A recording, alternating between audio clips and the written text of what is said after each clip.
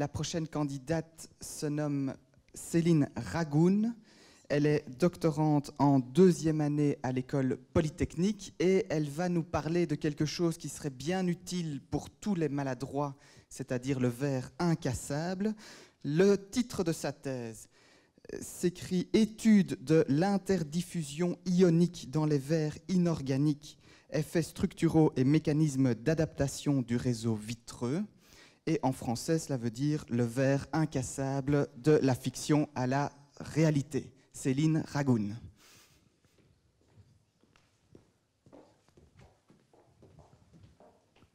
Comme moi, certains d'entre vous ont peut-être déjà laissé tomber leur smartphone et en le récupérant, réalisent que l'écran est cassé. L'objectif de ma thèse, c'est de rendre vos verres de smartphone incassables, ou presque. Mais avant de comprendre comment on peut rendre un verre de smartphone incassable, il faut d'abord comprendre ce qu'est un verre. Un verre, c'est un matériau amorphe, c'est-à-dire l'inverse d'un matériau cristallin. Pour comprendre, projetons-nous dans l'espace des atomes. Dans le cas d'un matériau cristallin, les atomes sont rangés périodiquement dans le réseau. Un peu comme l'armoire à chaussettes de quelqu'un de très ordonné qui va ranger une paire de chaussettes rouges, et puis une paire de chaussettes bleues, et puis une paire de chaussettes vertes, qui à l'étage supérieur va réitérer le même code couleur.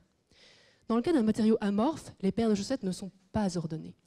Alors qu'on comprend très bien le trajet que vont parcourir les atomes entre les paires de chaussettes bien ordonnées, on comprend moins bien quel sera ce trajet lorsque les paires de chaussettes sont complètement désordonnées. Alors vous devez vous demander pourquoi je vous parle de trajet d'atomes entre les interstices laissés par les paires de chaussettes. Eh bien, car il s'agit du cœur de ma thèse. En effet, le procédé de renforcement dont je vous ai parlé consiste à échanger à la surface les ions sodium présents dans les interstices du verre par des ions potassium qui sont présents en dehors du verre. Les ions potassium sont plus gros que les ions sodium. Et dès lors, lorsqu'ils seront dans les interstices du verre, ils vont induire un effet de compression sur le réseau. Et c'est cet effet de compression qui est à l'origine des propriétés mécaniques optimisées. Pour comprendre, imaginons qu'il se forme une petite fissure à la surface du verre. Eh bien, les ions potassium vont venir pousser sur cette fissure et l'empêcher de se propager dans le verre et de mener à sa rupture. Les résultats de ma recherche ont montré que la composition initiale du verre a une influence sur les propriétés mécaniques après traitement. Dès lors, en choisissant habilement la composition, on pourra à l'avenir rendre vos verres de smartphone incassables. Mais pas uniquement.